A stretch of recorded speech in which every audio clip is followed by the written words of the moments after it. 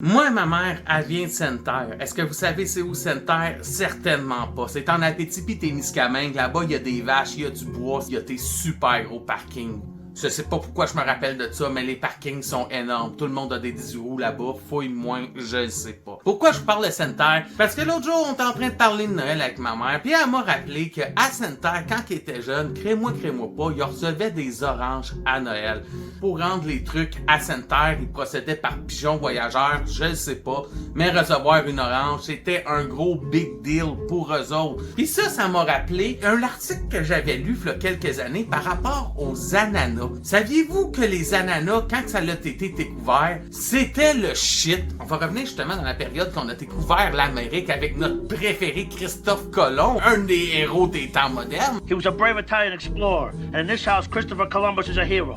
End of story. Christophe Colomb, il a fait manifestement bien de la merde, puis une des affaires qu'il a fait entre autres, c'est ramener des ananas en Espagne. Quand il a ramené des ananas en Espagne, tout le monde a chié à terre. Personne n'avait jamais vu c'était quoi un ananas. Puis ça coûtait vraiment bon. La chose par contre, c'est amener un ananas des Amériques jusqu'en l'Espagne en bateau, rempli de vomi de marin pis de vermine, ben c'était pas super winner. Donc il y avait pas mal de chances que quand ton ananas y arrivait l'autre bord des frontières, ben il coûtait la grosse dompe. Une des raisons pourquoi que les ananas étaient super convoités, c'était extrêmement rare. Ça coûtait bon, c'était beau, pis c'était rare. Fait que tous les mangeurs de marde se promenaient avec ça. C'est pas des jokes, les gens se promenaient avec des ananas. Dans certaines colonies en Amérique, ça pouvait coûter jusqu'à 8000 $ un ananas, donc les gens les louaient.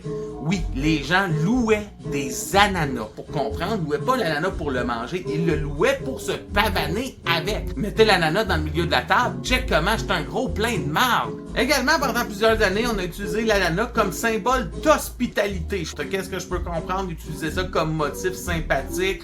T'arrivais chez quelqu'un, il y avait des ananas sur son petit drap de table, tu te sentais chez vous. Mais toute bonne chose a une fin, dont la mode des ananas. À m'amener, les gens sont tannés, ils sont tournés vers l'opium. En Hawaï, ils ont commencé à faire des grosses cultures d'ananas et de fil en aiguille, ça a évolué jusqu'à devenir la compagnie qu'on connaît aujourd'hui en tant que Dole.